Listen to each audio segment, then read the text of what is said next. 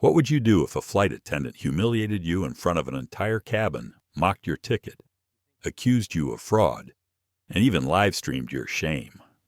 Now imagine you quietly held the power to end the airline's multi-million-dollar contracts with just one phone call.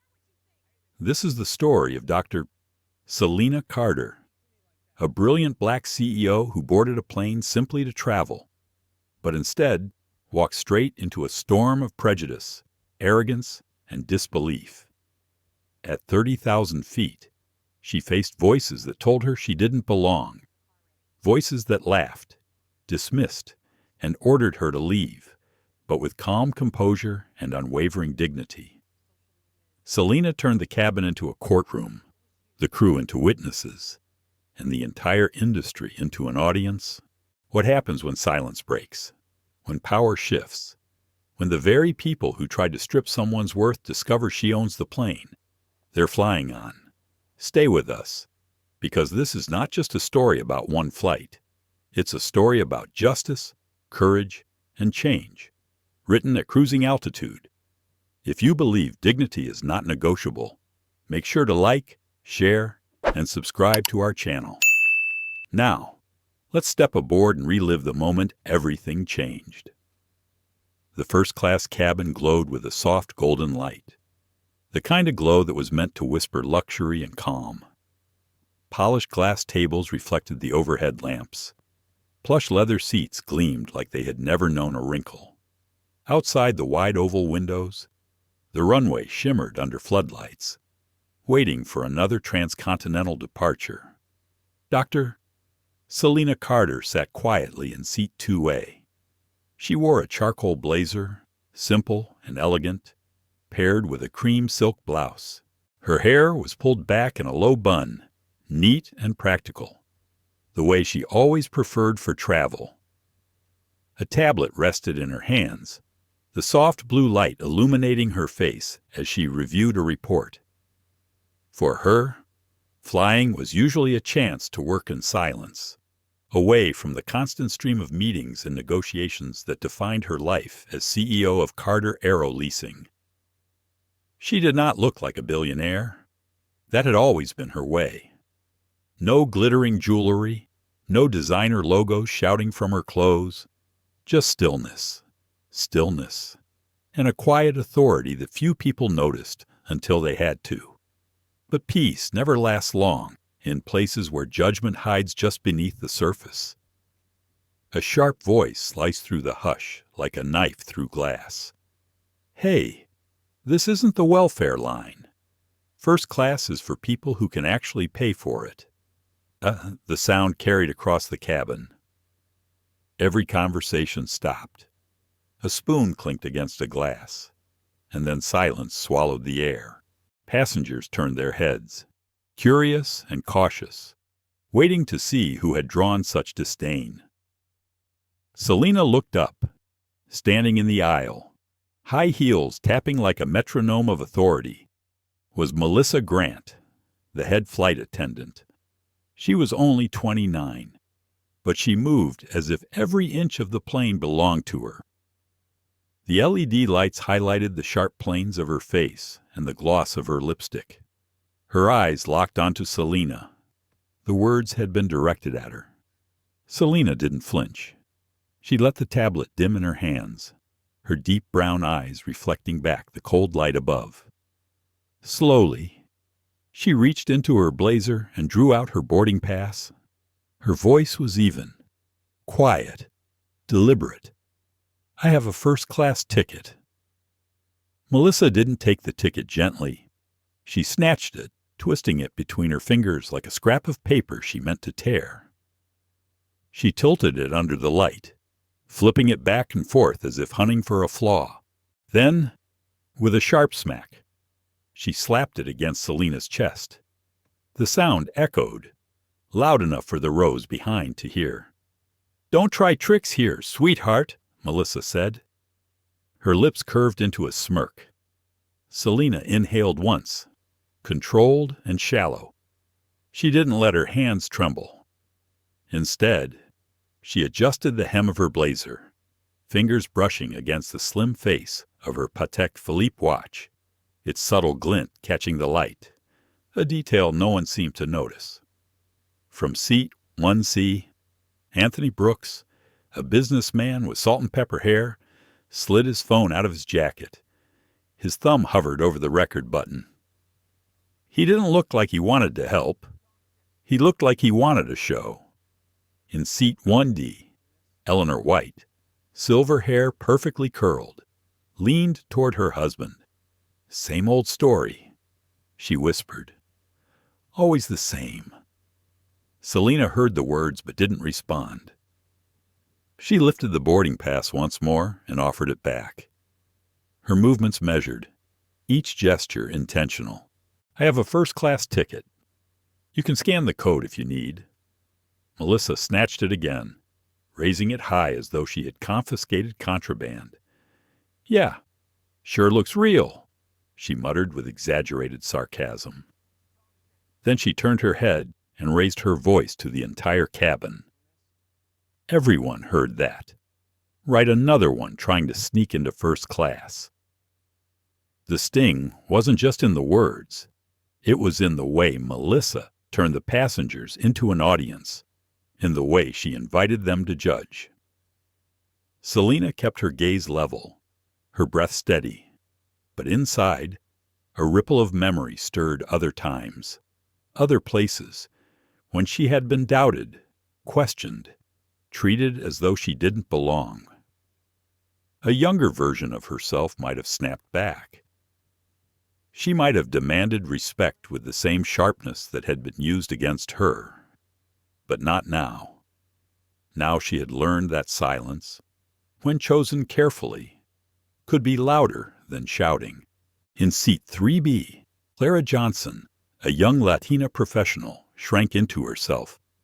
Her dark eyes flicked from Selina to Melissa. She knew the script. She had lived parts of it herself. But tonight she remained silent, fear pressing her tongue down. Selina opened her wallet, revealing a gleaming black American Express Centurion card, tucked beside her ID. The shimmer under the cabin lights was unmistakable. Anthony Brooks snorted under his breath. "Probably stolen," he whispered to himself, but loud enough to sting. Selina heard. She let it pass. Instead, she raised her phone to her ear. Calmly, deliberately. "Notify the board of directors," she said softly. "Tell them I'll be 20 minutes late." Melissa laughed, the sound sharp and mocking. "Oh, a board meeting. 2. Maybe at McDonald's corporate." She smirked for the passengers, as though their approval were her reward, but some of them shifted uncomfortably. The tension in the cabin grew heavier, thick like smoke. Conversations had ended. The space between heartbeats felt stretched and brittle. Selina closed her eyes for just a moment. She heard her mother's voice, faint but steady, the echo of an old conversation when she was a girl facing bullies in school. Never let them decide your worth. Dignity is not something they can give you. It's something you carry. The words steadied her. She opened her eyes again. Melissa was still standing, waiting for a reaction, waiting for the spark of anger that would justify everything. But Selina gave her nothing. Instead, she sat straighter in her seat, her fingers resting lightly on her tablet once more. Her voice measured, soft enough to force the others to lean closer if they wanted to hear. "I have a first-class ticket. That is all." And in that quiet declaration, the story truly began. The boarding countdown ticked silently on the cabin monitors, but in first-class time felt slower, heavier. The hum of the air conditioning seemed louder, the air itself more tense. Every pair of eyes had already turned toward Selina, some with curiosity, others with open suspicion. Melissa Grant, heels clicking against the plush carpet, leaned closer. Her perfume lingered in the air, sharp and deliberate. She didn't lower her voice.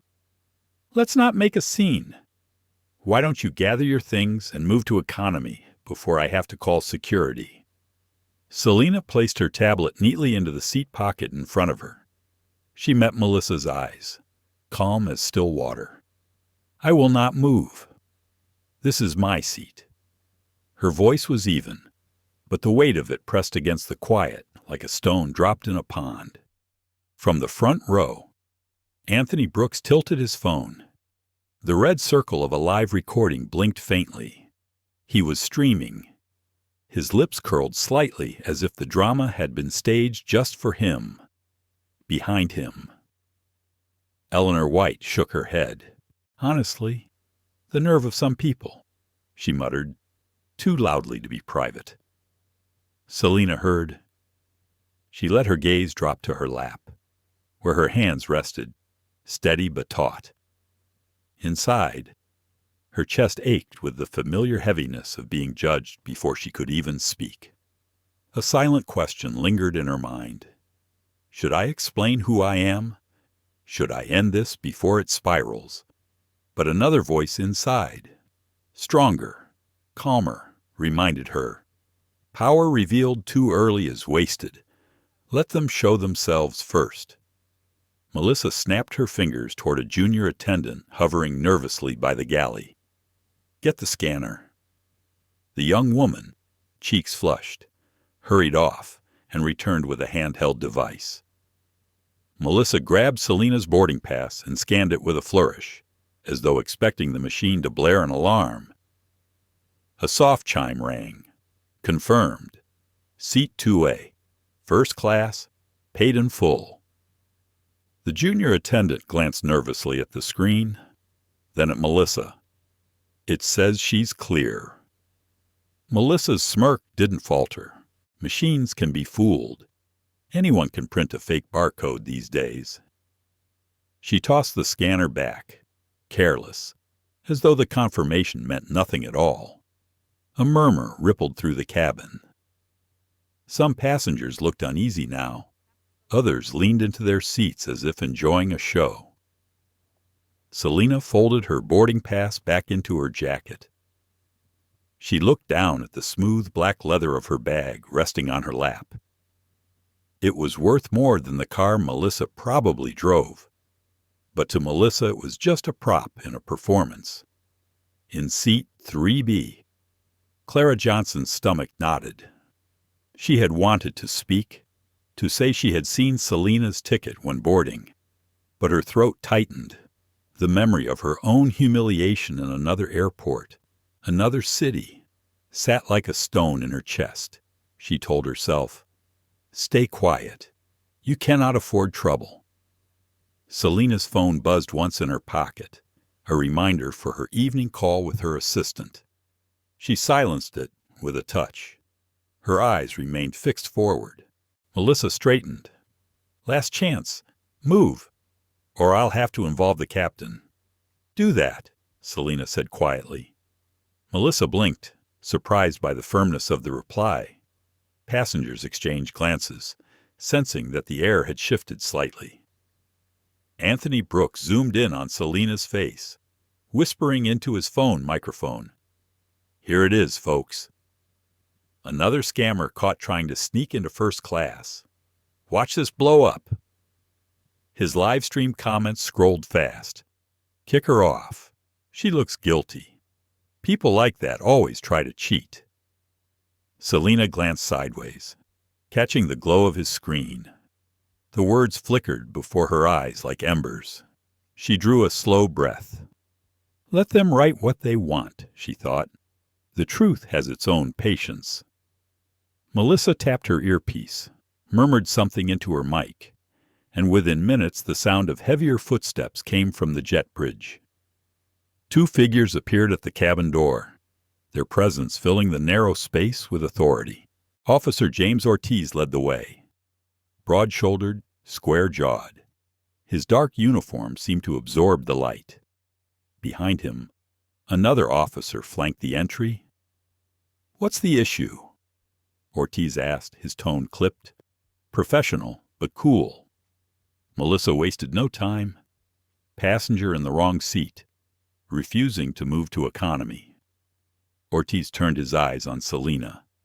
Cold, assessing. Ma'am, please gather your belongings. We'll need you to step off the aircraft for verification. The words fell like a gavel. Some passengers sighed in relief. Others leaned forward eagerly. Selena's hands brushed the edge of her bag. She did not rise. This is my seat. My ticket was verified. Ortiz's jaw tightened. He looked to Melissa, then back at Selena. His tone hardened. Refusal to comply can result in removal by force. Inside. Selena's chest burned. Memory surged of other boardrooms where men had spoken to her with the same tone, dismissing her presence, doubting her right to sit at the table. For a heartbeat she imagined standing. Imagined letting them drag her down the aisle.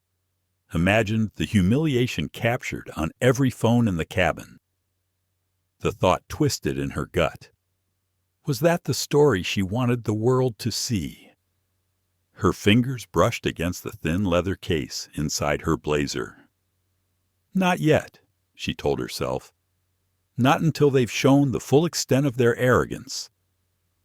Melissa crossed her arms, her eyes glinting with a quiet triumph. She could already imagine herself telling colleagues how she had caught another faker trying to sneak into first class. Eleanor White leaned closer to her husband.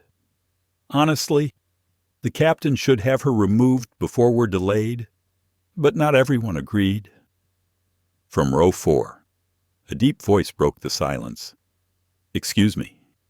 It was Marcus Green, a tall black man in his 50s, wearing a navy suit. He rose slightly from his seat, his face serious. I saw her ticket when she boarded. It said first class, seat 2A. Clear as day. Ortiz's eyes narrowed. Please sit down, sir. I will, but I will not stay silent when I saw the truth with my own eyes, Marcus said, his voice steady. The tension deepened. Some passengers nodded subtly in agreement. Others frowned. Clara Johnson felt her chest tighten again, torn between fear and solidarity. She clenched her fists in her lap, wishing she had Marcus's courage. Melissa's laugh cut the air. Passengers think they know better than staff now. This is ridiculous, but the seed of doubt had been planted. Selena turned her head toward Marcus and met his eyes. For a brief second, her calm mask softened into gratitude. Then she faced forward again, her posture unyielding. Ortiz took a step closer. His shadow fell across Selena's lap. Ma'am, this is your final warning. Selena's thoughts swirled.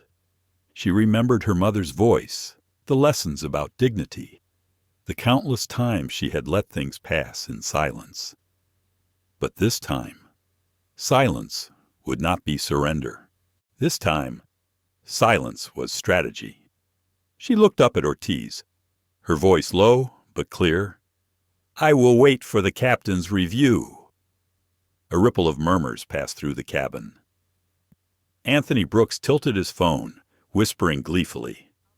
She's stalling now. Just wait until she's dragged off. This is gold. His live stream audience grew past 200. Selena rested her hand lightly on her bag, her breathing steady, outwardly calm. Inwardly, every nerve was taut, every thought sharpened. She could feel the eyes of strangers pressing against her like weights, could hear the unspoken verdicts in their silence. Still, she chose her stillness. The air thickened, heavy with anticipation, and in that fragile pause, with Ortiz looming above her and Melissa smirking nearby, the cabin became a stage. Every passenger, every phone camera, every whisper turned into witnesses. Selena remained in her seat, waiting. The seconds stretched. Officer Ortiz's presence towered over Selena. The quiet hum of the cabin now broken by the faint buzz of Anthony Brooks' phone capturing every frame. Melissa stood with her arms crossed, eyes flashing with impatience, waiting for the satisfaction of victory. Selena sat steady in her seat, her gaze fixed on the carpet just beyond Ortiz's shoes. Her heart beat a deliberate rhythm. She thought about the board call she was scheduled to lead in less than an hour. She thought about the millions of dollars in contracts already secured, and she thought about the irony of being told she didn't belong on an aircraft her own company had financed. Ortiz's voice sharpened. "Ma'am, if you don't move now, you'll leave me no choice." Selena's hand slid along the armrest, her fingertips tracing the stitching in the leather. It steadied her. She looked up, her eyes calm. "I will wait for the captain." The words hung in the air, neither loud nor defiant, but unyielding. Melissa's laugh cut through the tension. "The captain doesn't have time for this nonsense. We have a schedule to keep." She turned, her tone laced with performance for the passengers still watching. "She's stalling, hoping to drag this out for sympathy," Anthony Brooks whispered into his phone. "Unbelievable. She's about to be hauled off. Stay tuned.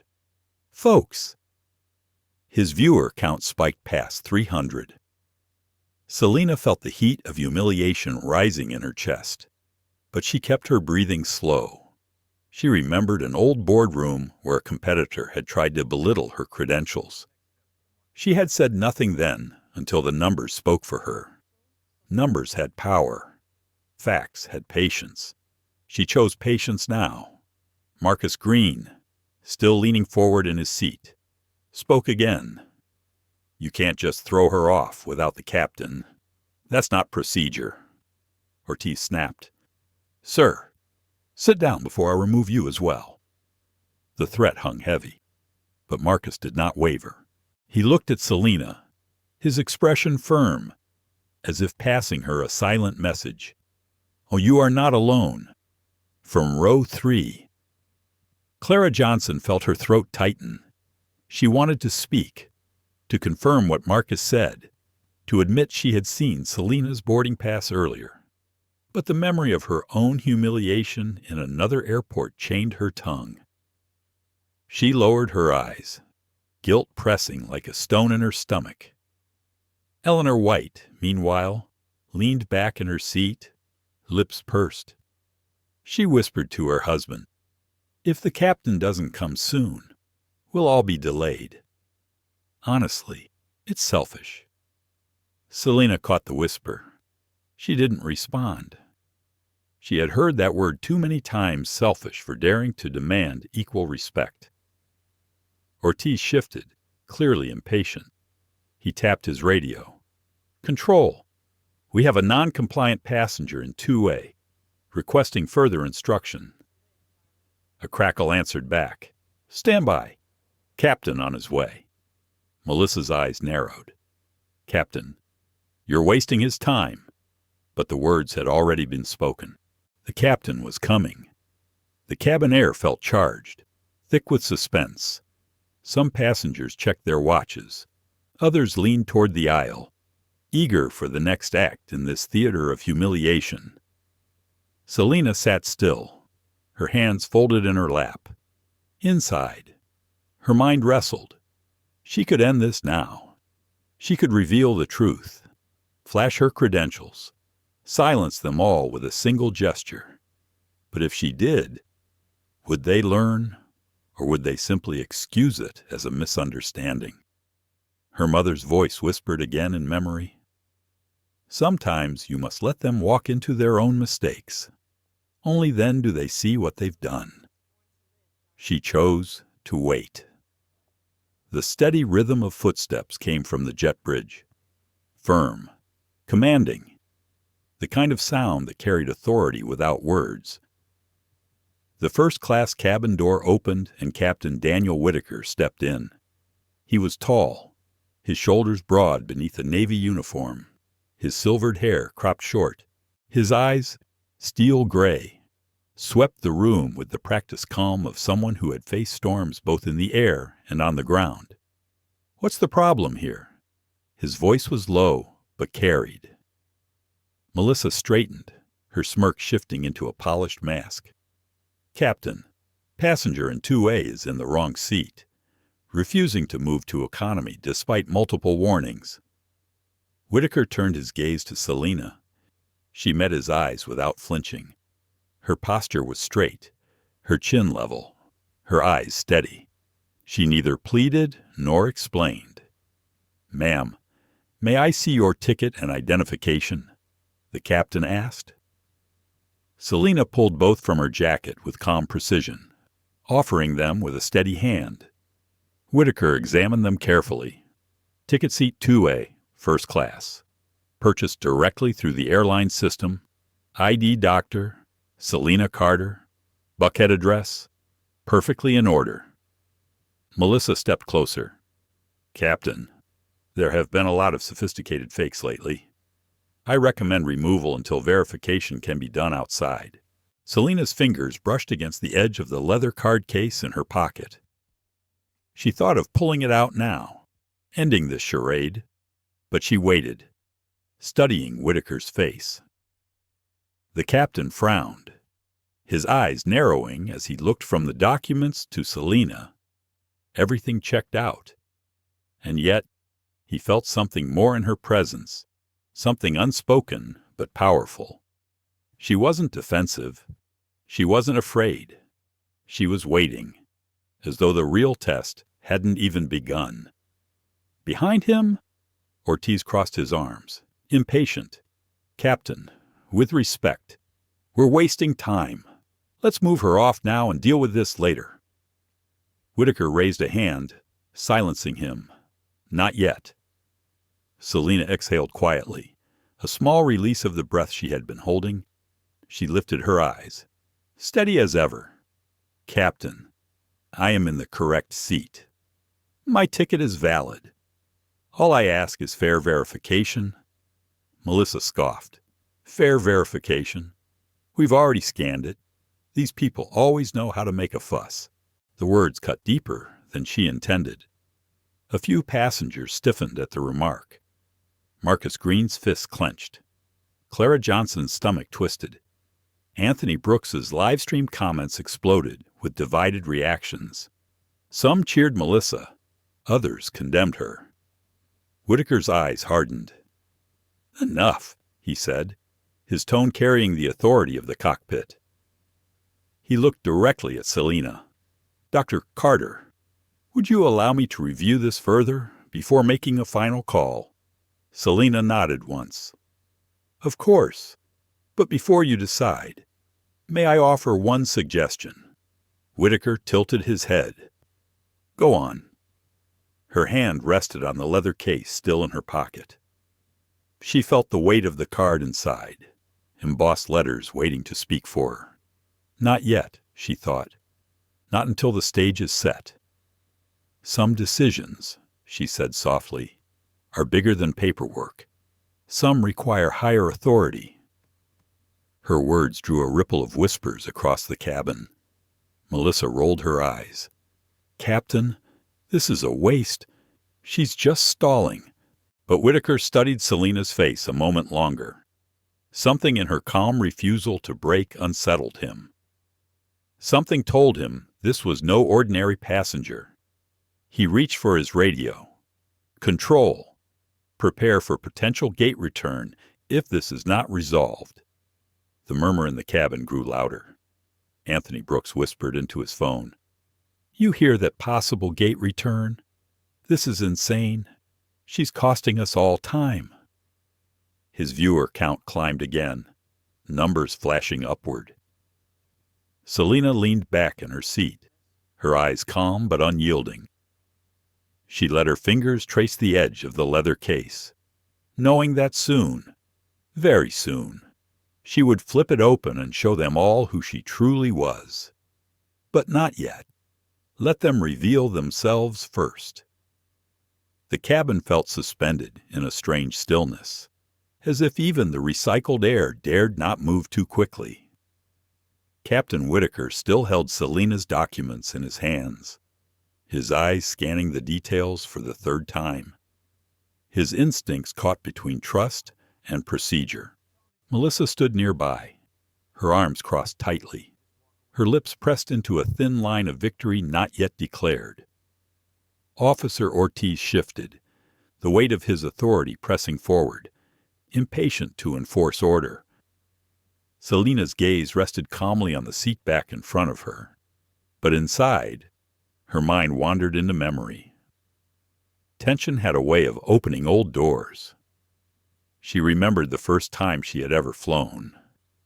She had been 12, boarding a small regional plane with her mother for a trip to visit her grandmother in Chicago. The gate agent had looked at their tickets, then at them, then back at the tickets again. "Are you sure this is correct?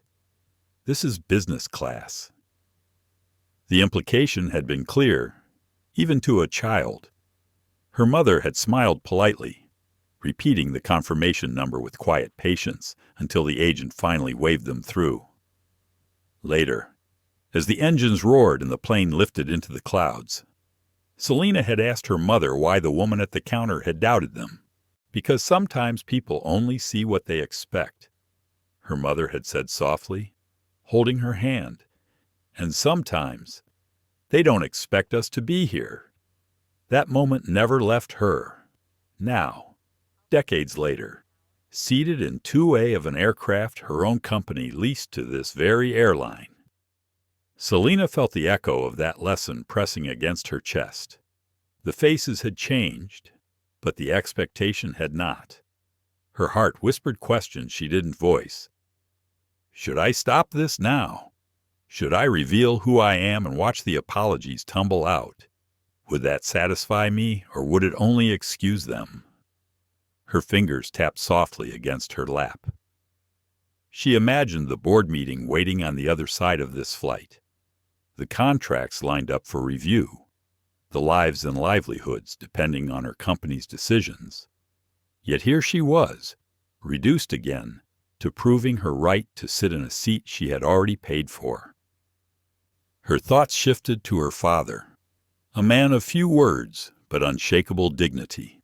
He had worked as a mechanic for nearly 30 years, his hands calloused, his back bent, but his spirit never bowed. She remembered the nights he came home covered in grease, smiling only when he saw her studying at the kitchen table. "Brains will carry you further than anger," he had told her once, "and patience will carry you further than both." She carried those words now like a hidden shield. Melissa's voice dragged her back to the present. "Captain, we cannot delay this flight any longer. With respect, she's wasting all of our time." Whitaker's jaw tightened. He had flown through thunderstorms darker than midnight, had landed on runways slick with ice, had faced emergencies where seconds decided life or death. But this wasn't turbulence in the air. It was turbulence in people. And turbulence in people, he had learned, could be far more dangerous. He glanced at Selena again. Something about her calm unsettled him. Most passengers accused of fraud grew defensive, loud, angry.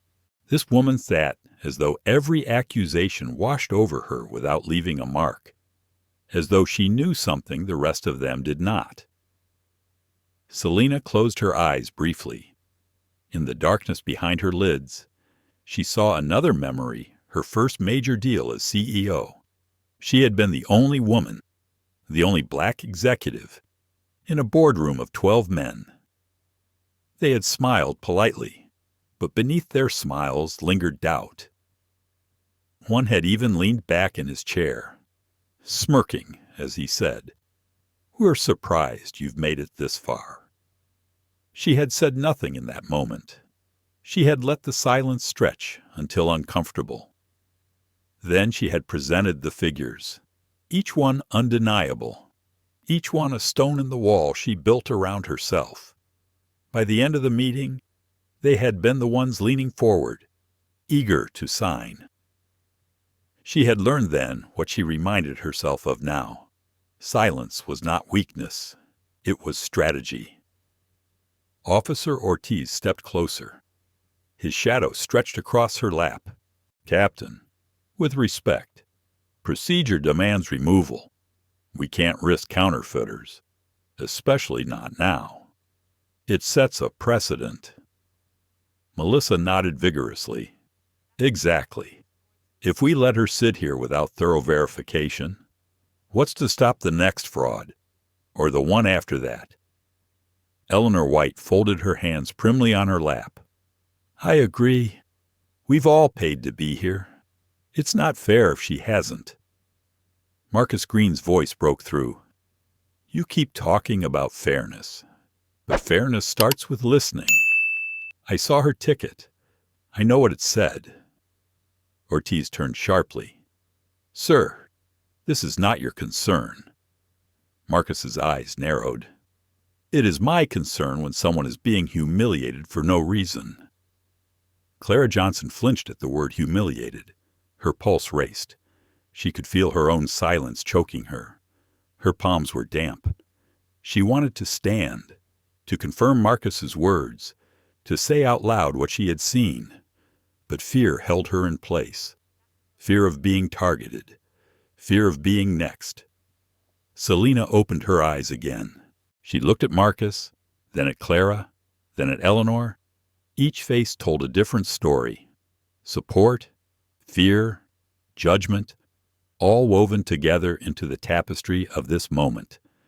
Her heart whispered again, "Reveal it now. End this." But her father's voice echoed louder. "Patience will carry you further than both." She rested her hand lightly on the leather card case in her pocket. It was there, ready, but not yet. Melissa pulled out her phone, angling it just slightly as though checking a message.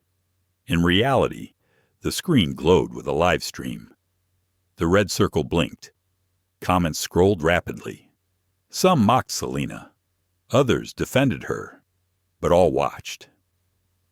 Selina caught the glint of the screen. A strange calm settled over her.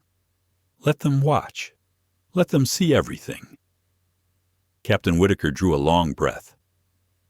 "I will not remove this passenger without absolute verification." His voice was steady, but the weight of it pressed on every ear in the cabin. Melissa's lips curled. "And if you're wrong, Captain, if she's a fraud and we let her stay," Whitaker's eyes flashed. "Steel hard, then the responsibility is mine." Silence fell again. Even Ortiz stepped back slightly, surprised by the firmness in the captain's tone. Selina tilted her head, studying Whitaker. He had just given her something she rarely saw in these moments, the possibility of fairness. It wasn't trust, not yet, but it was something inside. Her chest eased slightly, but she knew the storm was not over. The cabin still simmered with doubt, judgment, impatience, and she knew that patience could not last forever. Soon, the truth would have to rise. She leaned back in her seat, her fingers brushing the edge of the card case one last time. Her eyes closed briefly as her mother's words replayed in her mind. "Dignity is not something they can give you. It is something you carry." When she opened her eyes again, the decision was made. She would wait for the perfect moment, and when it came, she would not just defend her right to this seat. She would demand change far greater than one cabin, one flight, or one insult. The engines hummed faintly through the fuselage, a reminder that time pressed forward, that this aircraft was meant to fly. But for now, the cabin was grounded in something heavier than metal. Selina folded her hands in her lap, her expression calm but resolute. She was ready. The storm was coming, and she would meet it head-on. The glow of Melissa's phone screen painted her face in pale blue light. She angled it just slightly so the camera caught her profile, the sharp line of her jaw, the gleam of her uniform. To the passengers, It looked like she was checking messages. To those online, she was the star of her own broadcast. The red circle in the corner pulsed, live. Viewers trickled in, then multiplied. First-class fraud alert, she announced to her invisible audience. Her voice pitched higher, more dramatic than before. Caught someone trying to sneak into a seat they didn't pay for. Happens all the time, right, but not on my watch. She smiled toward the lens, then lowered her voice, speaking as if confiding a secret. She even had a fake boarding pass. Bold, isn't it? Let's see how long until security escorts her out. Anthony Brooks chuckled from seat 1C, raising his phone higher. 2 streams now. This is golden. Selena heard every word. Her body stayed still. But inside, heat burned through her chest. She felt the sting of being reduced to content. Her dignity diced into pixels for strangers to mock. Her mother's voice echoed in her memory again. Never let them decide your worth. She took a breath, pressing it down. In seat 1D. Eleanor White whispered to her husband, "Well, if it's online, then it must be true." Behind them, Marcus Green shook his head in disbelief. Unbelievable. People's lives aren't entertainment. His voice carried, strong enough for Melissa to hear. She turned sharply. "Sir, I suggest you mind your own business, unless you'd like to join her." Marcus's jaw tightened, but he didn't back down. His eyes flicked towards Selena, steady and supportive, as though telling her without words, "Hold on, you're not alone." Clara Johnson's heart pounded in her chest. She had stayed silent too long. Her eyes darted between Selena and Melissa, then down to her hands clenched tight in her lap. She remembered a moment years ago, standing in an airport line when an agent had barked at her to step aside for priority customers. She hadn't spoken up then. She had swallowed it, gone quiet, carried the shame like a scar. Now, watching Selena sit so calm under attack, something inside Clara cracked. "Excuse me," she said, her voice trembling but audible. "I saw her ticket. It said first class. It was valid." Melissa's head whipped around, her phone camera catching Clara in the background. "And who are you to verify anything? You think you know more than staff." Clara shrank slightly, heat rushing to her cheeks. She wanted to disappear back into silence, but Marcus leaned forward, nodding at her. "Thank you for speaking," he said gently. Selena's eyes softened as she looked at Clara. She gave the faintest nod. Quiet gratitude. The live stream comments exploded. Half the viewers mocked Clara, calling her a liar or a troublemaker. The other half cheered her courage. The viewer count spiked past 400. Captain Whitaker's patience was thinning. "Ms. Grant, this live streaming stops now. You are violating protocol by broadcasting passengers without consent." Melissa's mask cracked for a moment, her lips tightening. But then she turned the camera toward him with a sweet smile. "Just documenting, Captain, for transparency." Selena tilted her head slightly, her voice calm but edged with ice. "You're not documenting. You're humiliating." The words landed heavy in the air. For the first time, Melissa faltered. Just a fraction. But she recovered quickly, her smirk returning. "Passengers like you always cry humiliation when you get caught." The cabin gasped collectively at the venom in her tone. Even Ortiz shifted uncomfortably. Selena let the silence stretch. She didn't argue. She didn't explain. Instead, she rested her hand lightly on her lap, fingers brushing the leather case in her pocket. Not yet. Not until every mask had fallen. Anthony Brooks whispered into his phone, "You guys hearing this unreal? Over 500 watching now. Share this. Let's get it viral. Selena's thoughts churned quietly. How many times had she been told to prove herself? How many times had her word, her presence, her achievements been dismissed? She thought of the years building Carter Aero leasing from nothing, of the sleepless nights, of the contracts negotiated line by line until dawn. And now, all of it, all of her, dismissed in a single mocking laugh. She exhaled slowly. Dignity is not negotiable. Eleanor White leaned closer to her husband again. I don't know why she's dragging this out. If she had nothing to hide, she would have just left already. Selena turned her head, her gaze landing directly on Eleanor. Her voice was quiet, but sharp enough to pierce the cabin. Leaving quietly is what they expect. That's how the cycle repeats. The words caught Eleanor off guard. For a moment, she said nothing, her lips parting but no sound coming out. Melissa scoffed loudly, turning back to the camera. Oh, she's full of speeches now. Maybe she'll give us a TED Talk before security drags her out. But the tone had shifted. Passengers were no longer just passive witnesses. Some shifted uncomfortably in their seats. Some frowned at Melissa. The balance of sympathy had begun to tilt. Captain Whitaker finally spoke, his voice firm. Enough. This matter will be resolved properly, not through live streams or insults. Melissa's smirk faded at his tone. For the first time, real unease flickered across her face. Selena sat straighter, her calm unbroken, her decision crystallized. The moment was close. Soon she would reveal the truth, not just for herself, but for everyone who had ever been silenced in a cabin like this. Her mind replayed her father's words again. Brains will carry you further than anger. Patience will carry you further than both. She had been patient long enough.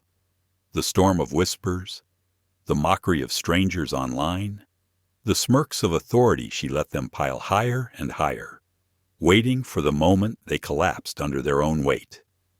And when that moment came, she would not simply defend herself. She would change the rules of the game entirely. Her eyes closed briefly. She inhaled once, deeply. The live stream viewer count passed 600. She opened her eyes again, calm, resolute, unshaken. The storm was almost ready to break. The air inside the cabin grew heavier with every passing second.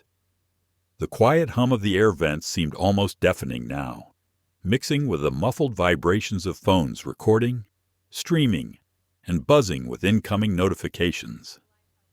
Everyone was waiting for a decision, for a climax, for something to release the tension wound so tightly it threatened to snap. Melissa held her phone high, lips still curved in that thin smirk, her voice dripping with contempt. See? Folks, she's refusing to leave. It's only a matter of time before security takes her out. The comments on her feed flickered fast, cruel and careless, voices from across the internet piling onto the humiliation. Anthony Brooks tilted his camera closer to Selena's face, eager to capture what he believed would be her final moments before being dragged down the aisle. But Selena did not move. She let the silence stretch until it felt like the cabin itself was holding its breath. Then, slowly, deliberately, she reached into her jacket pocket. The motion was calm, unhurried, but it drew every eye in the room. Officer Ortiz shifted slightly, his hand hovering near his belt as if preparing for resistance. Melissa leaned forward, eager to see what excuse or document she would try to present. Selena's hand emerged holding a slim, black leather case. She placed it on the tray table in front of her with measured precision. Her fingertips lingered on its edge. The cabin stilled. Phones lowered slightly. Even the ever-tapping heels of Melissa's confidence paused. Selina flipped the case open. Inside was a stack of embossed business cards, heavy with weight and authority. She picked one up and turned it face down, laying it carefully on the table. Her voice was calm, low, but carried with the clarity of someone used to commanding boardrooms. Captain Whitaker, before any irreversible decisions are made, I recommend you read what is written here. Whitaker hesitated, then stepped forward. He picked up the card and turned it over. His eyes narrowed as he read the golden letters. The words hit him like a sudden downdraft. Carter Aero Leasing Doctor, Selina Carter, Chief Executive Officer and Founder Primary Contractor. Commercial Aviation Division. The captain's breath caught in his chest. His gaze shot to Selina, then back to the card. His 30 years in aviation told him immediately what this meant. Carter Aero Leasing wasn't just another company. It was one of the largest aircraft leasing corporations in North America. Hundreds of aircraft this aircraft operated under their contracts. Whitaker felt the weight of realization pressing against his shoulders. Melissa stepped closer, trying to peer at the card. "What is it?" Some kind of fancy fake. Whitaker's voice sharpened. "Quiet." The authority in his tone made Melissa's smirk falter. Anthony Brooks zoomed his phone camera in, reading the words aloud for his audience of nearly 700 viewers. Carter Aero Leasing, CEO. Oh my God. The comments exploded. Isn't that one of the companies that owns half the planes in this fleet? Wait, are they trying to kick the owner off her own jet? Gas rippled through the cabin. Eleanor White's face drained of color. Clara Johnson's hands flew to her mouth. Marcus Green leaned back slowly, a smile tugging at the corner of his lips. Selina's voice cut through the chaos, calm as a blade sliding from its sheath. This aircraft, registration number N247CA, is under a 10-year lease to your airline. Section 47 of that lease states that any discriminatory behavior by the lessee or its employees grants immediate right of termination. Her eyes locked on Melissa's, unflinching. Termination without compensation. Melissa's phone slipped in her grip. For the first time, her confidence wavered. The live stream still rolled, capturing her stunned silence for the world to see. Ortiz blinked, confusion crossing his face. Termination. What? What do you mean? Selina turned her gaze toward him, calm but sharp. It means, officer, that in less than an hour, I could end this airline's right to operate this very plane, and perhaps many others. Whitaker's heart hammered. He had flown countless flights, carried thousands of passengers, but never had he faced a moment like this. He knew what she said was true. Lease agreements had clauses rarely invoked, but powerful when they were. Melissa stammered. Anyone could print a card like that. Selina interrupted, her voice steady, controlled. Call the verification line. 90 seconds. That's all it will take to confirm. Clara Johnson whispered to Marcus. She owns the plane. Her eyes glistened with relief, mixed with awe. Marcus nodded. I knew it. Anthony Brooks' phone shook in his hand. His earlier mockery had vanished, replaced by a wide-eyed stare. His audience count soared past 1,000. The tide online had shifted. Whitaker didn't waste another second. He pulled his satellite phone from his pocket and dialed a direct line to headquarters. He set it on speaker. A voice answered almost instantly. Carter Aero Leasing. Executive line. Please identify. This is Captain Daniel Whitaker, he said, his voice steady despite the storm in his chest. I need to verify the identity of Dr. Selina Carter. She is present in my cabin. The voice on the other end replied without hesitation. Confirmed. Dr. Carter is our CEO and founder. Is there an issue with the lease? Gas rippled again, louder this time. Eleanor White's hand shook as she reached for her husband. Clara's lips parted. Disbelief etched across her face. Melissa's livestream audience spiked past 1,500. Comments exploded. Holy hell! They tried to kick out the CEO.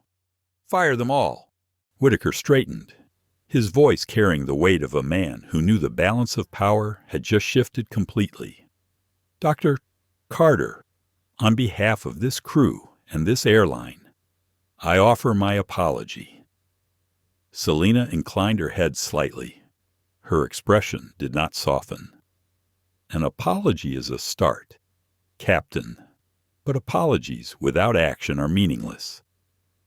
Melissa's phone slipped fully from her hand, clattering onto the carpet.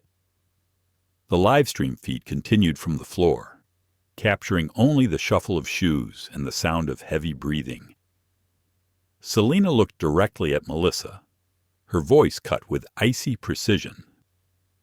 You broadcast me to hundreds without my consent. You accused me publicly without proper verification. And you mocked me for simply being here. That is not just unprofessional, it is unlawful. Melissa's lips trembled. Words failed her. Selina turned back to Whitaker and Ortiz.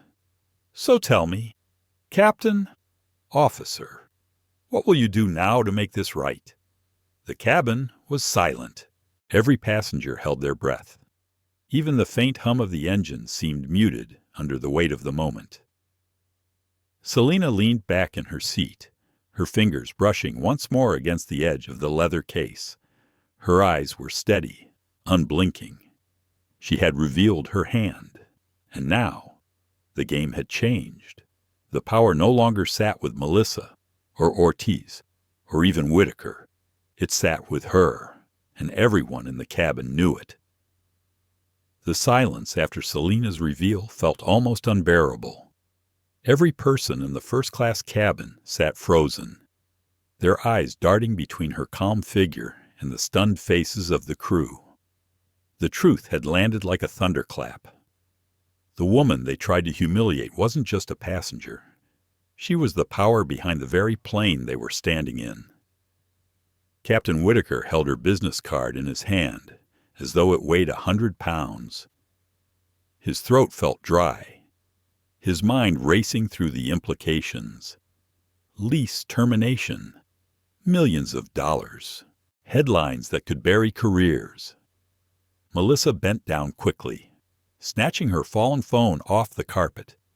The live stream was still running. Over 2,000 viewers now. Her cheeks flushed crimson, but her instinct to salvage pride was stronger than her sense of shame. This doesn't change anything, she stammered. She still disrespected procedure. I was just doing my job. Selina's voice cut through her words, sharp and deliberate. Your job is to serve and ensure safety, not to degrade passengers on camera, not to profile, not to humiliate. The cabin fell into silence again. Even Anthony Brooks lowered his phone, his earlier arrogance stripped away. Selina turned her eyes to Captain Whitaker. You've apologized. But the question remains, what action will you take to correct this words mean nothing without consequence? Whitaker's pulse quickened. He had commanded planes through lightning storms. But this was different. This was no mechanical emergency. This was human, structural, moral. Before he could answer, Melissa stepped forward again, desperation tightening her voice. Captain, she's exaggerating. These kinds of passengers make trouble all the time. If we give in now, we'll open the door to abuse from others. Gas rippled through the cabin. Clara Johnson flinched at the venom in her tone. Eleanor White, once skeptical, now shifted uncomfortably in her seat. Marcus Green's fists clenched tighter. Selina leaned forward slightly, her eyes never leaving Melissa. These kinds of passengers. Say it plainly. Passengers who look like me. Passengers you assume don't belong. Melissa's mouth opened, then closed. Words failed her. Selina looked at the captain again. This is bigger than one seat. Captain, this is about whether your airline values dignity or tolerates discrimination. And let me be clear, if action is not taken, Section 47 of the lease will be invoked tonight. A murmur of shock rippled down the aisle. Passengers knew they were witnessing more than a confrontation. They were watching leverage unfold in real time. Whitaker's hands tightened around the card. He raised his radio, his voice steady but taut. Control. Patch me through to Regional Director Bennett. Immediate. The line crackled. Stand by. Captain. Connecting. Melissa whispered harshly. You don't need to escalate this quiet, Whitaker ordered, his voice carrying the weight of final authority. Melissa froze, her jaw clamping shut. The radio clicked. A deep voice came through, heavy with authority. This is Director Bennett. Report. Whitaker inhaled, then laid out the situation. Every detail, every misstep, every word that had been live-streamed. The cabin listened in silence, the stakes rising with each sentence. When he finished, the pause on the other end felt like a storm gathering. Dr. Carter, Bennett's voice said finally, on behalf of this airline, I extend my deepest apology. Please state your remediation demands. Selina opened her phone and tapped briefly. Her notes already prepared. She raised her eyes, her voice steady. 3 immediate steps. First, termination of employment for staff responsible for discriminatory behavior and policy violations. Second, suspension and retraining for management who failed verification. Third, a public written apology acknowledging the discrimination and outlining changes. Passengers leaned in, hanging on every word. Clara's breath caught in her chest. Eleanor's lips parted in disbelief. Anthony's phone quivered in his grip, his live-stream audience flooding with comments. Bennett's voice came back firm. Agreed. All 3 will be implemented within the hour. Selina tilted her head slightly, then added, and beyond that, systemic reforms. Mandatory unconscious bias training for all customer-facing staff. Improved verification protocols to prevent profiling. A real-time incident reporting system routed directly to executive levels. The cabin went utterly still. Melissa's face drained of color. She took a step back, her lips trembling. Ortiz shifted awkwardly, his earlier confidence evaporating. Bennett didn't hesitate. Understood, noted and accepted. Implementation will begin immediately. Selina leaned back in her seat, her expression composed, but her presence commanding. Good. And remember, this isn't just one passenger's story anymore. It's the industry watching. It's the public watching. Her words hung in the air like a sentence delivered. Melissa snapped suddenly, her voice rising. This is ridiculous. I was following rules. Anyone can make a mistake. Selina turned her head slowly, her gaze cold enough to freeze her in place. Your mistake wasn't in enforcing rules. It was in deciding who belonged before even checking. It was in mocking, recording, humiliating. That wasn't procedure. That was prejudice. Melissa's lips trembled. She had no response. Bennett's voice came again, crisp and final. Melissa Grant, you are terminated effective immediately. Security will escort you upon landing. The weight of the words hit harder than turbulence. Melissa staggered back, her face pale. Her live stream still rolled, thousands now watching as her downfall unfolded in real time. She bent down to stop the feed, but it was too late. The damage was done.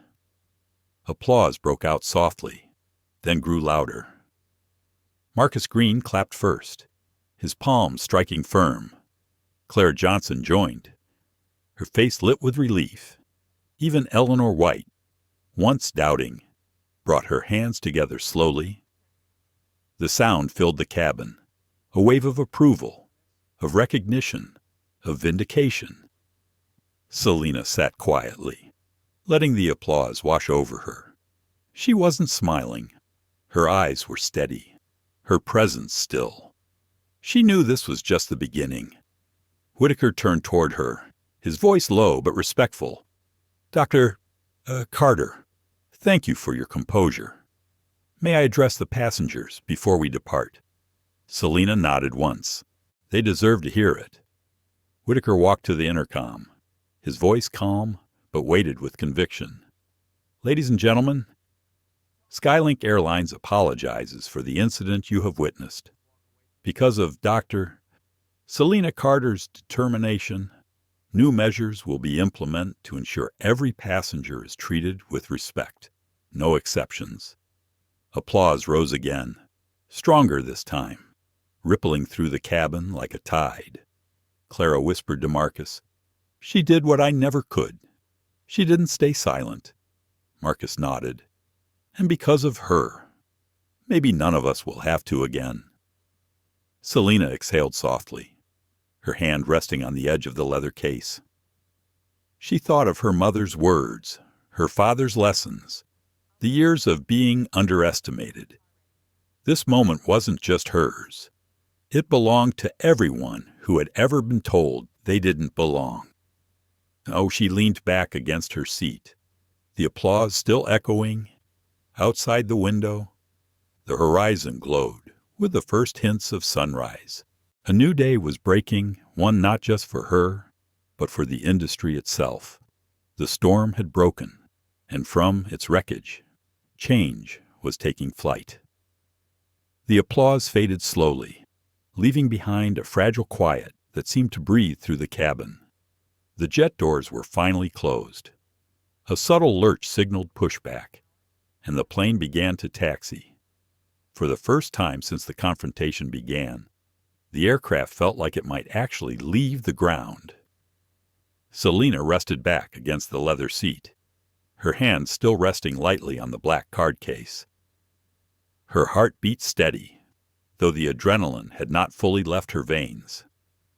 She had won the battle, but the victory did not feel like triumph. It felt heavy, as though she had carried not only her dignity, but the weight of countless others who had endured the same humiliation without the leverage to fight back. Across the aisle, Eleanor White sat stiffly. She had been one of the first to judge, quick to assume guilt before truth. Now her face was pale, her eyes downcast. For years, she had prided herself on being a woman of refinement, a paying customer who deserved her place in first class. Yet tonight, she had been forced to watch how thin that veneer truly was. She dared a glance at Selina, who caught her gaze for only a moment before looking away again. The shame stung. Clara Johnson's chest still rose and fell quickly. Speaking up had taken everything in her, and though her words had been few, they had changed the current of the room. She sat straighter now, her shoulders no longer slumped inward. She whispered almost to herself, "Never again will I stay silent." Marcus Green, still upright in seat 4C, gave Selina a small nod of recognition. His applause had been the first to break the silence. But what he admired most was not the leverage she held. It was her composure. He had seen men twice her size crumble under less. She carried herself as though storms were nothing but passing clouds. Melissa remained at the galley near the front, her phone now locked, her live stream finally cut. Her face was drained of all the bravado she had paraded only minutes before.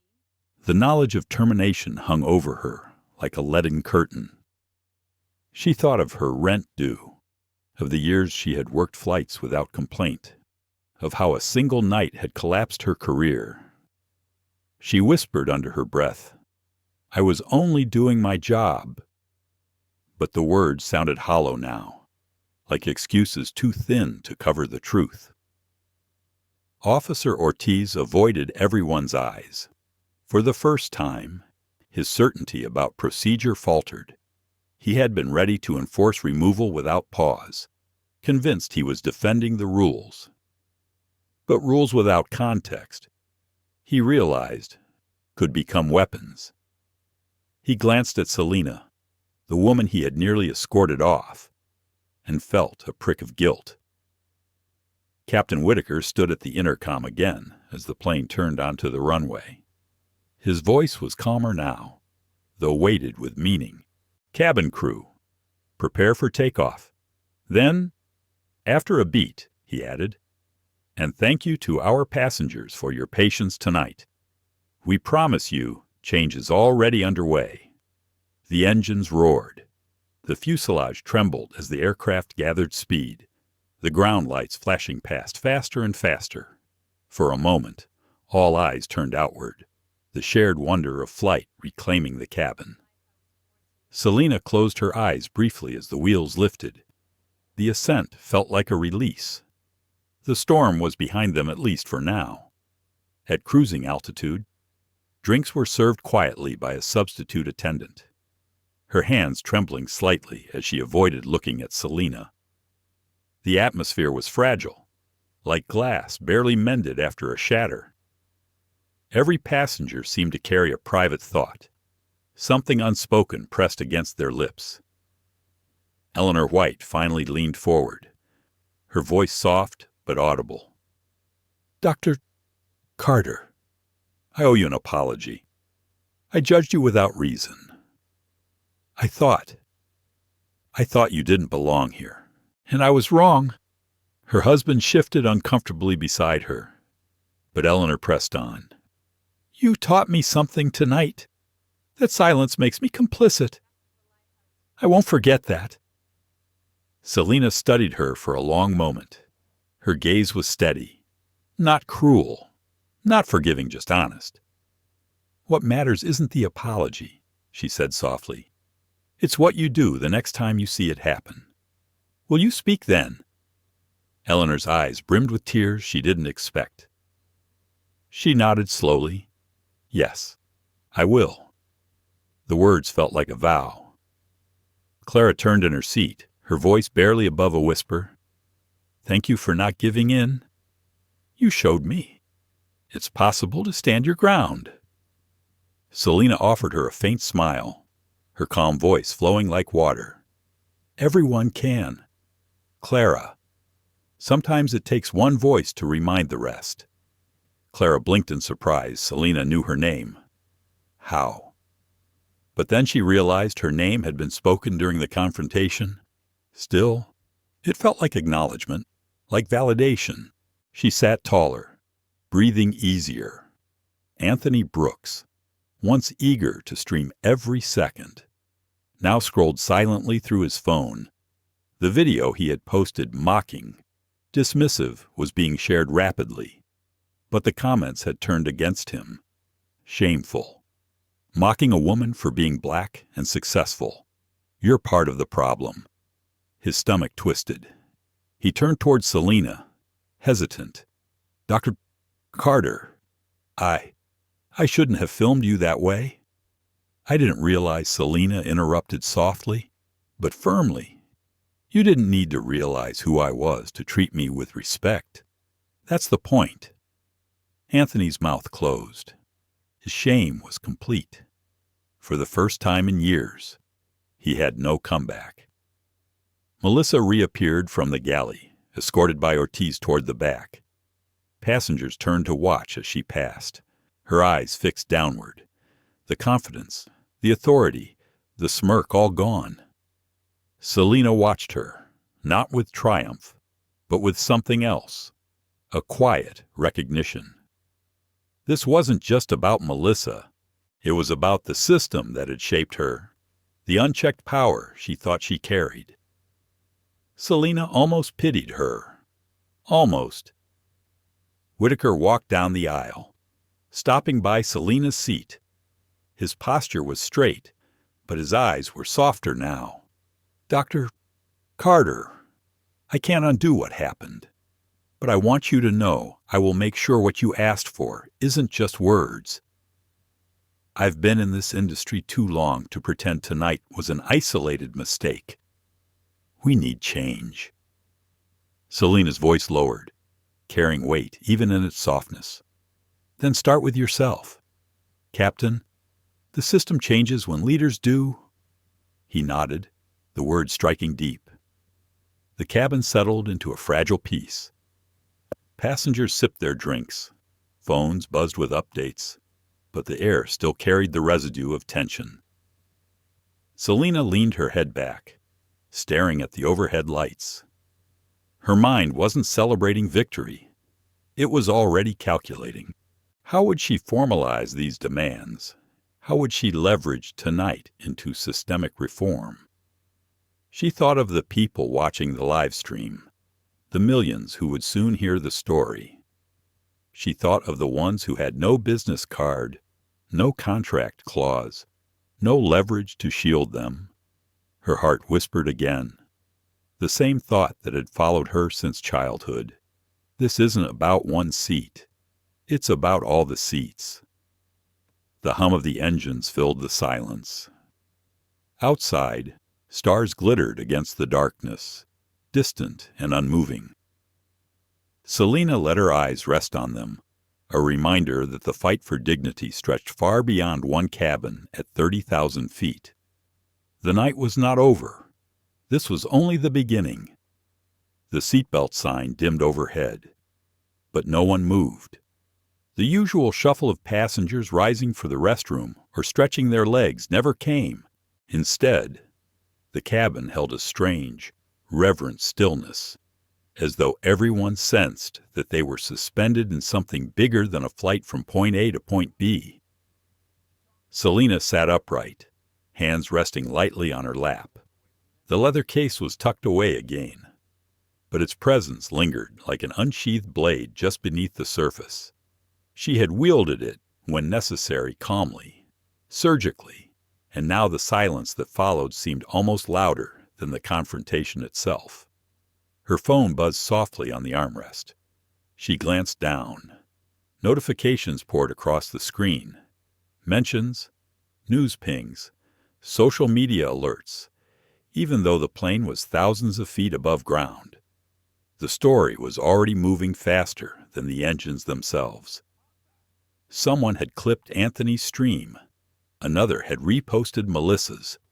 Headlines were forming in real time. Airline employee humiliates woman. Learns she owns the plane. Selina locked the screen, her face betraying nothing.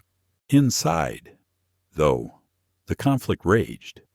She thought of the people who would read those headlines, some who would cheer, others who would sneer. She thought of the ones who would dismiss her as angry, difficult, privileged. The victory tonight was undeniable, but it would come with scrutiny, with questions, with attempts to twist the narrative. Her chest tightened. Was she ready for the storm? She inhaled deeply, steadying herself. Yes. She had been preparing for this moment her entire life, not for the fame, not for the virality, but for the chance to prove that dignity wasn't a luxury item. It was the minimum standard. Across the aisle, Eleanor White shifted uncomfortably. She had apologized, but the shame still clung to her skin like a cold sweat. She wanted to sink into her seat, to vanish, but she couldn't stop glancing at Selina. Something about her composure, her calm even after such humiliation, was haunting. Eleanor felt the weight of her own complicity pressing hard against her chest. Beside her, her husband muttered under his breath, shouldn't have gotten involved. It's none of our business. But Eleanor surprised herself with her answer. It is our business. That's the problem, we act like it isn't. He stared at her, startled. She turned away, her eyes fixed on Selina, silently vowing to carry this lesson home. At the back of first class, Clara Johnson sat upright, her hands no longer trembling. For years, she had swallowed similar indignities, convincing herself silence was the safer choice. But tonight, something shifted. She whispered to herself, "I spoke, and I'll speak again." Marcus Green caught the words and nodded approvingly. He leaned toward her slightly. That's how change starts, one voice at a time. Meanwhile, Anthony Brooks scrolled frantically through his phone. His stomach churned as he read the comments on his live stream, mocking her. "Really, you're part of the problem. Man, she handled it with more grace than you ever could." His hands shook. For the first time, the likes and views that once fed his ego now felt like chains tightening around him. He lowered his phone and looked at Selina, guilt rising in his throat. But no words came. At the front, Melissa sat slumped in the jump seat, her eyes hollow.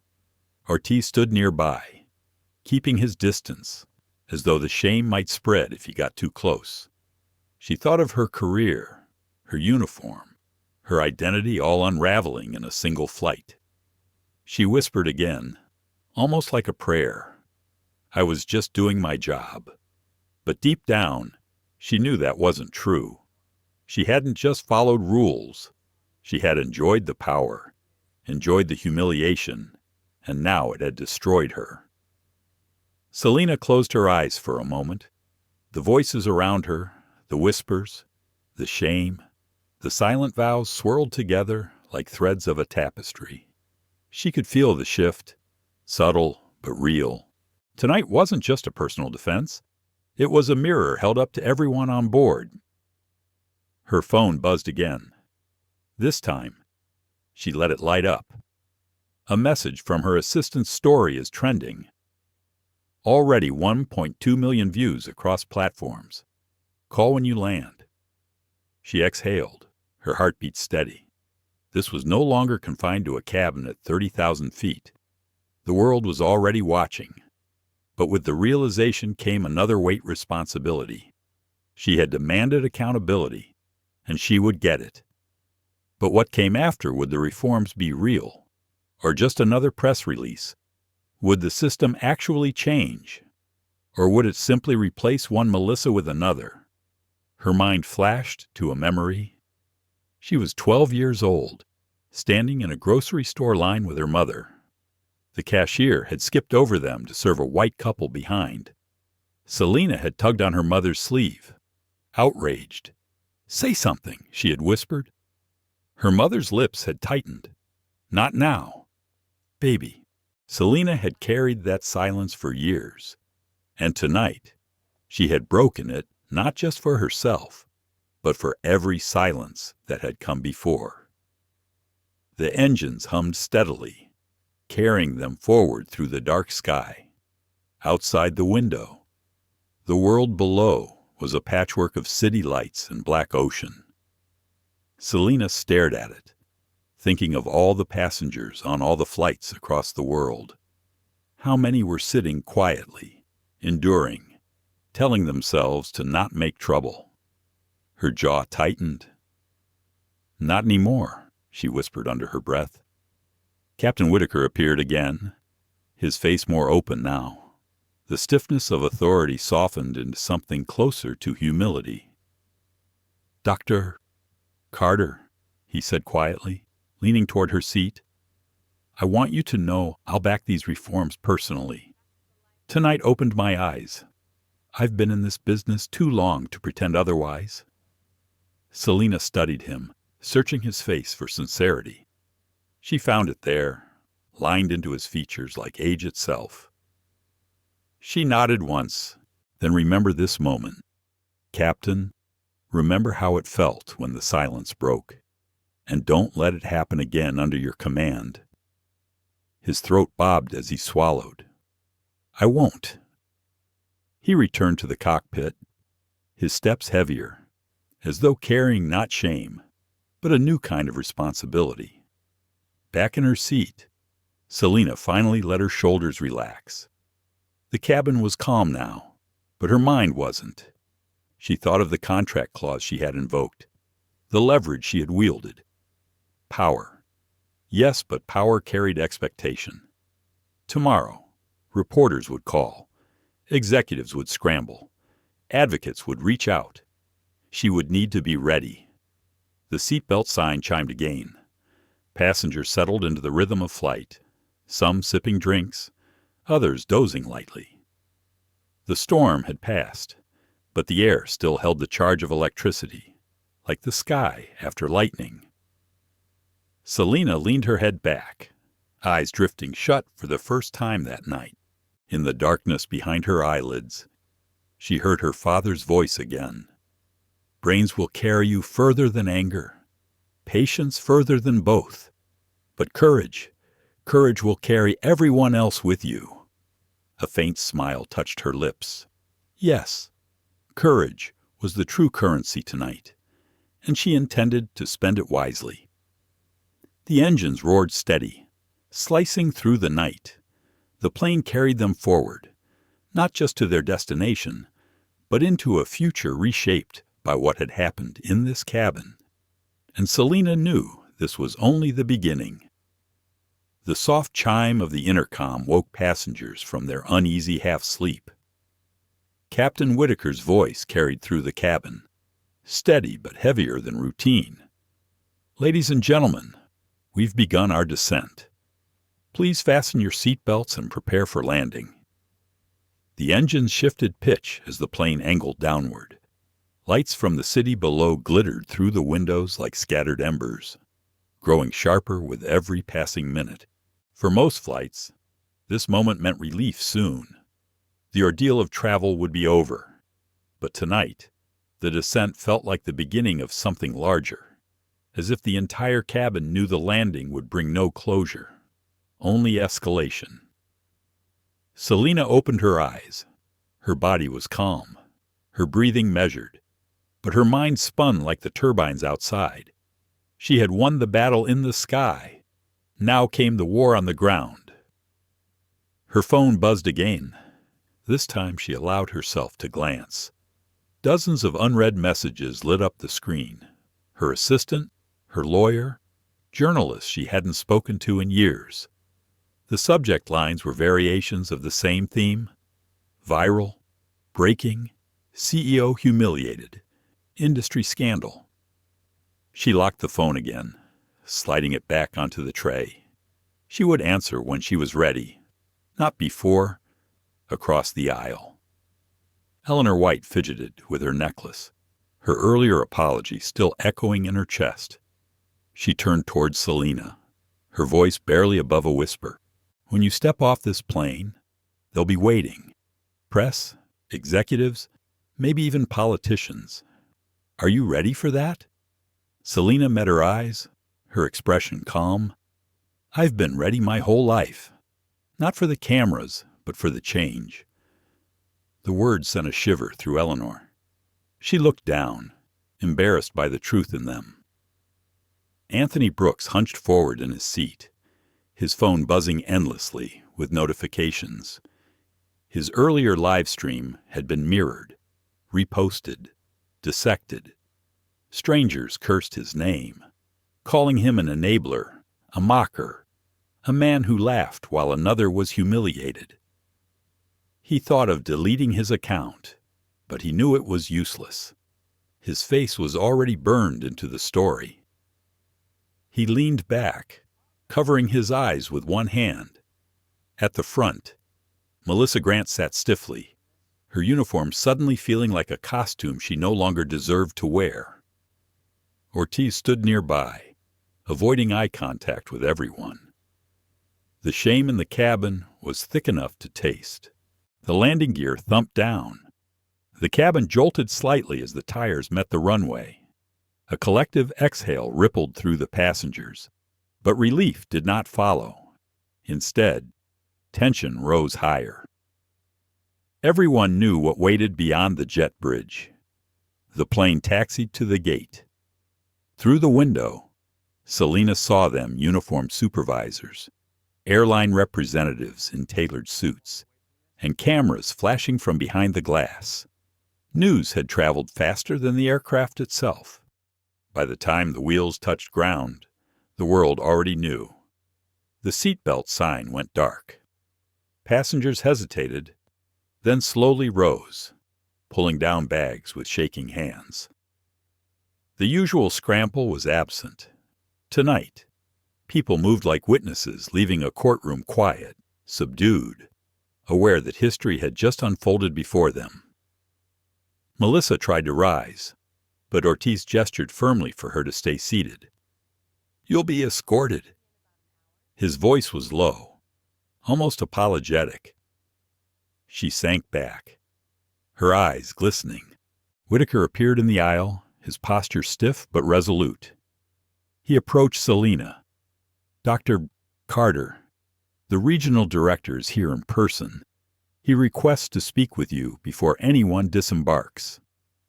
Selina's lips curved into the faintest shadow of a smile. "Good. Then let's not waste time." The door opened with a hiss. Heat from the terminal rushed into the cabin. Outside, a cluster of people waited. At the center stood Director Bennett, his expression unreadable under the fluorescent glare. Whitaker stepped aside. Selina rose, smoothing her blazer, her movements unhurried, dignified. She walked down the aisle, past passengers who parted silently, their eyes following her like pilgrims watching a leader. Eleanor reached out impulsively, touching her arm as she passed. "Good luck," she whispered. Selina glanced down at her, her gaze steady. "This isn't luck, it's choice." Then she moved forward. She emerged into the jet bridge. Cameras flashed instantly, catching her face, her watch, the leather case in her hand. Shouts rang out. "Dr. Carter, did they know who you were? Will you sue? Are you terminating the contract?" She ignored them, her eyes fixed on Bennett. He extended his hand. "Dr. Carter, thank you for agreeing to speak immediately." She shook it once, firmly, then withdrew. "No thanks necessary. Let's address what matters." Behind him, airline executives shifted nervously, their tablets and notepads clutched like shields. Selina's voice carried clear over the murmurs.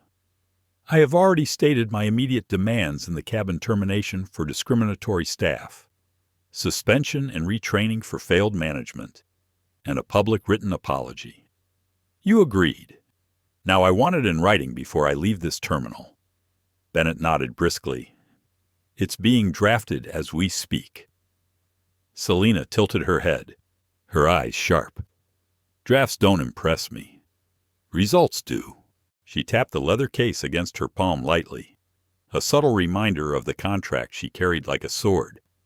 "If I walk out of here without signed commitments, Section 47 is invoked, effective immediately."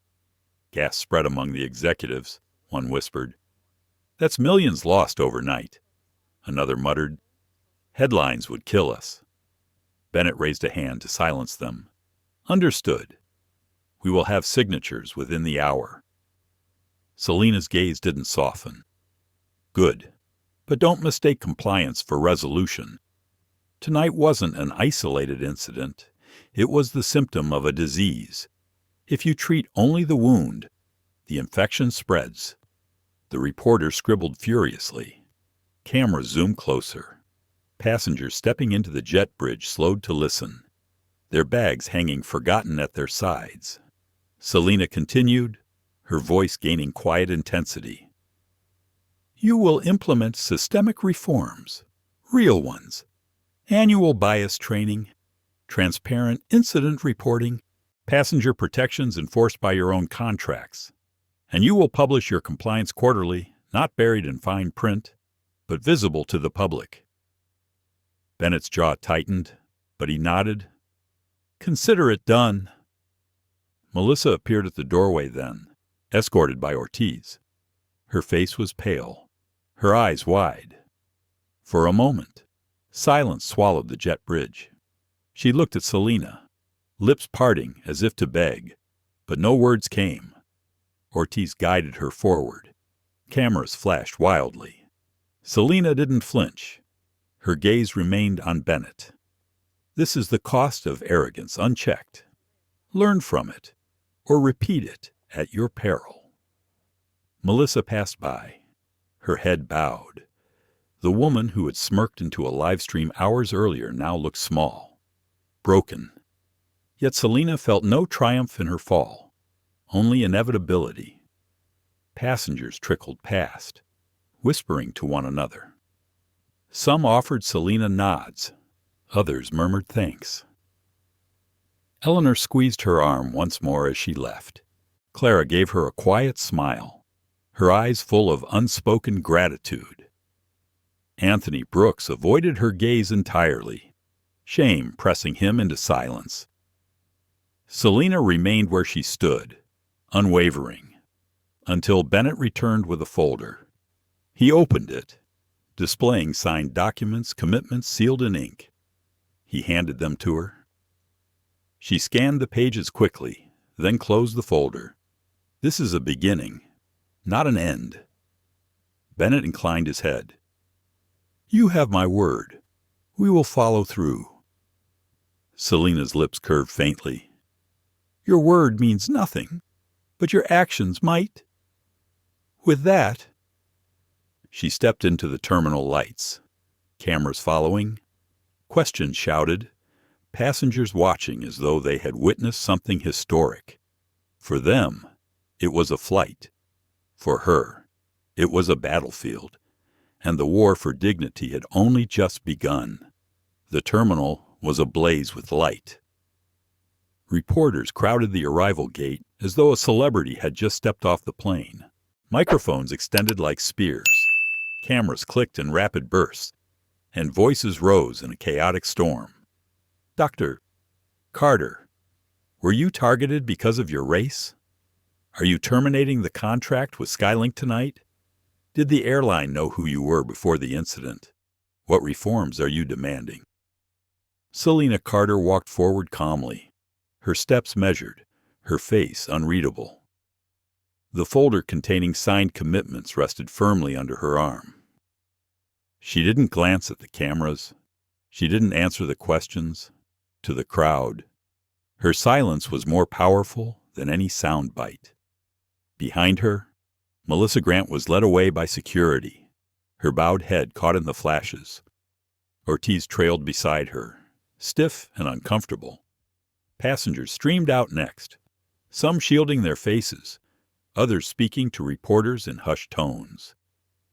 Anthony Brooks was swallowed by the crowd, a camera shoved into his face, his earlier arrogance nowhere to be found. Clara Johnson was approached by a journalist with a microphone. She raised her chin, saying softly, "What you saw tonight is what so many of us have lived in silence. But silence ends here." Selena heard her words. A faint, fleeting smile touched her lips. The ripple had begun.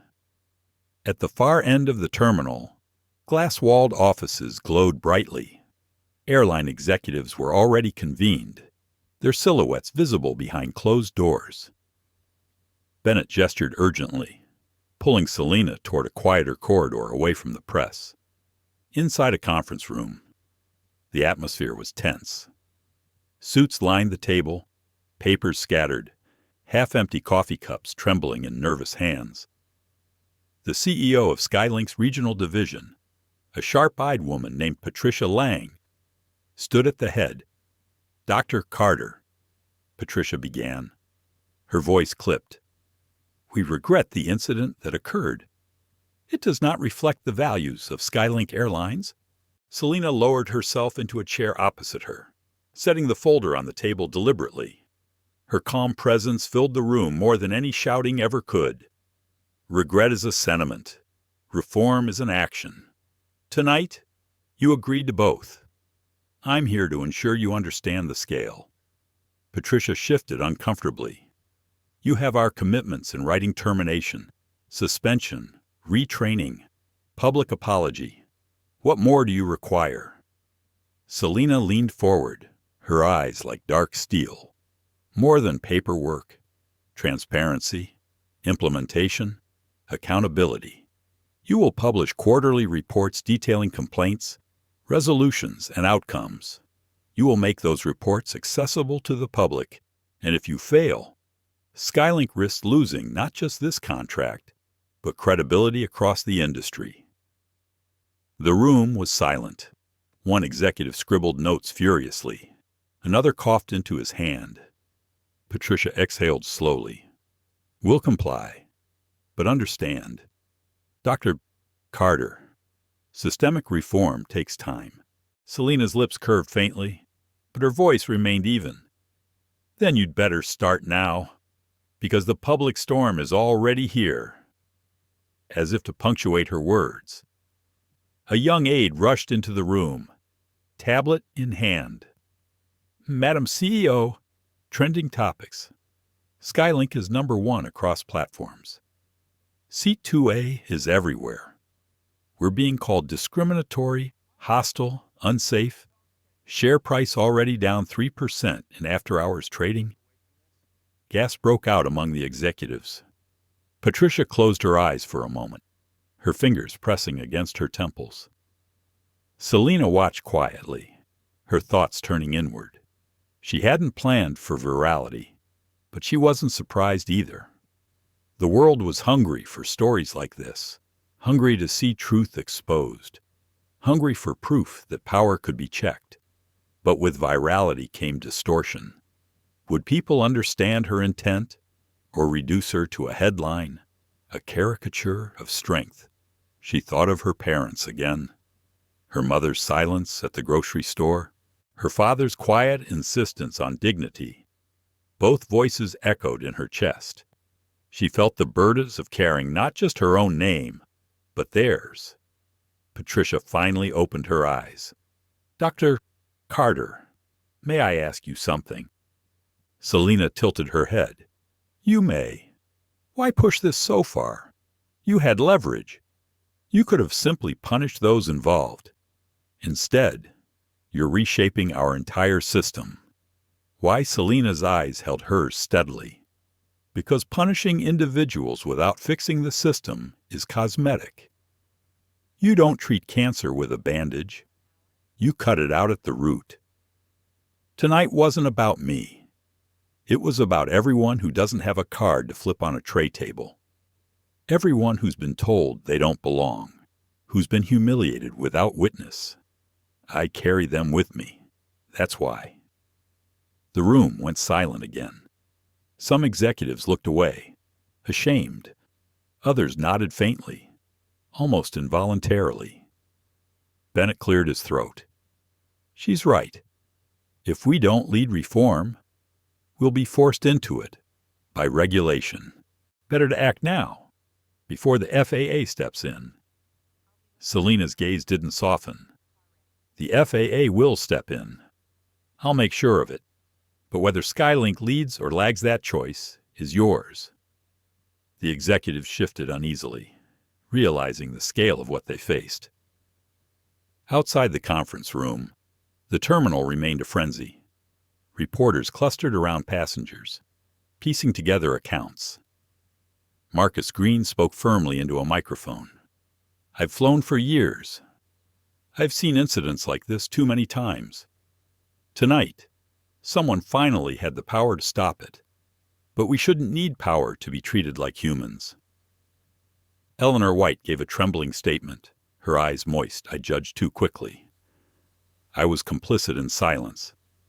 Tonight, I learned silence is not neutral. It sides with the oppressor. I won't stay silent again." Clara Johnson, her voice steadier than ever, said, "I used to think speaking up was dangerous.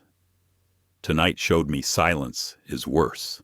Their words traveled fast, carried by cameras, shared by millions, inside. Selina sat quietly as the executives argued over language for the apology, debating whether to frame it as miscommunication or incident. She finally raised her hand, silencing them. Don't sanitize what happened. Call it what it was. Discrimination. Anything less is dishonesty. And dishonesty will destroy you faster than this scandal. Patricia's jaw tightened, but she nodded. You'll have the apology drafted tonight. Selina rose, gathering the folder. Her voice lowered, but carried through the room like a closing statement. Remember, tonight wasn't the end. It was the beginning. Every quarter, every report, every reform will be measured against this moment. Fail, and you won't just lose me. You'll lose the public. With that, she turned and walked out, the cameras flashing as she re-entered the terminal. The storm outside swallowed her instantly. Reporters shouting, passengers watching. But Selina walked through it with steady steps, her eyes forward, her presence unshaken. Inside, though, her thoughts churned. She had set fire to an entire system. The question now was whether the fire would cleanse or consume. She whispered under her breath, a promise to herself more than anyone else. Courage carries everyone. The flashes continued, relentless, but Selina Carter walked into them as though she had been born for this light. 6 months later, the story of Flight 772 had already entered aviation history. Newspapers no longer called it an incident. They called it a turning point. On the cover of Aviation World, Selina Carter was photographed walking out of an FA conference, a thick dossier tucked under her arm. The headline stretched across the page, "The Woman Who Changed the Sky." Inside the report was the Passenger Dignity Protocol, a sweeping set of reforms that reshaped how airlines operated. Quarterly bias training was no longer optional. Real-time incident reporting to executives was mandatory. Seat disputes required double verification before action could be taken. And the most groundbreaking clause of all contracts with aircraft lessors could now be terminated immediately if discrimination was proven. Skylink had been the first to implement these changes. But under pressure from the FAA, the reform spread across the entire industry. Within 6 months, complaints of discrimination had dropped by 72% across major carriers. Passenger advocacy hotlines logged cases, resolved most within 24 hours, and published results publicly. At Skylink's headquarters in Chicago, a massive screen in the lobby displayed one phrase on a loop. Every flight, every passenger, every story is respected. Beneath it, a training video played a familiar scene. The confrontation in Seat 2A. Selina's calm voice, her business card laid on the tray table. The captain's apology. Beneath it, the caption, "Dignity is non-negotiable." Captain Daniel Whitaker now served as Director of Crew Training. At a press conference, he admitted, "That night changed me. I thought leadership meant authority. I learned leadership means accountability. Every crew member I train will carry that lesson." Michael Turner, the senior manager suspended after the flight, returned as compliance supervisor. In his first month back, he personally reported a discriminatory incident by another staff member, a role reversal that stunned colleagues. "I used to think protecting the airline meant avoiding headlines," he said. "Now I know protecting passengers is the only way to protect the airline." Officer James Ortiz transferred into a new division, the Passenger Advocacy Security Program created in partnership with civil rights groups. He trained officers nationwide to intervene with dignity rather than blind procedure. In an interview, he said quietly, "I almost escorted Dr. Carter off that plane. Now I teach others how not to make the same mistake." Even passengers found new paths. Clara Johnson left her corporate job to found a consultancy, Equity in Transit, advising companies on diversity and inclusion. At her first major conference, she said, "On that night, I spoke just a few words, but they carried me here.